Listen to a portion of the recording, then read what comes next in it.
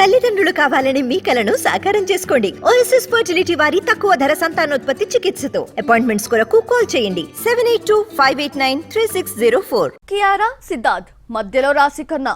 Bollywood couple మధ్యలోకి రాశి ఖన్నా రావడం ఏంటి? సిద్ధార్థ్ మల్హోత్రా రాశి ఖన్నాకు దగ్గరయ్యాడా? ఇలా అనుమానాలు రావడంతో రాశి ఖన్నా ఈ రూమర్స్ కి చెక్ పెట్టాల్సి వచ్చింది. ఏమని క్లారిటీ ఇచ్చిందో చూసేద్దామా? కియారా సిద్ధార్థ్ మల్హోత్రా ప్రేమించి పెళ్లి చేసుకుని ఏడాదైందో లేదో యోధా సినిమా వీళ్ల మధ్య గ్యాప్ ను పెంచింది.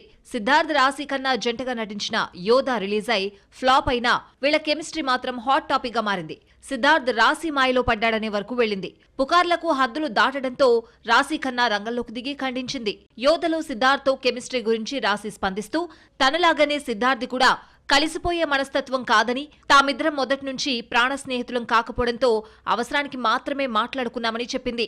బయట ఇద్దరం బాగా ఉంటామని, అందుకే కెమిస్ట్రీ పండిందన్న మాటలో అర్థం లేదని, కథావసరం మేరకు మాత్రమే నటించామే గాని హద్దులు దాటలేదని చెప్పుకొచ్చింది రాశి. రాశి ఖన్నా ప్రస్తుతం తెలుగులో సిద్ధుతో తెలుసు కదా మూవీ చేస్తోంది. ప్రస్తుతం ఒక్క భాషలో కూడా సక్సెస్ లేని రాశి వెబ్ సిరీస్ ఫర్జీపై చాలా ఆశలు పెట్టుకుంది. మంచి పేరు తీసుకొచ్చిన ఫర్జీ సీక్వెల్ ఇప్పట్లో మొదలు కాదు. ఈ web series directors Raj and DK ప్రస్తుతం సమంతతో తీసిన సిటాడెల్ రిలీజ్ పనుల్లో బిజీగా ఉన్నారు. ఆ తర్వాత ఫ్యామిలీ మ్యాన్ 3 సిరీస్ పూర్తి చేస్తే గానీ ఫర్జీ 2 స్టార్ట్ చేయరు.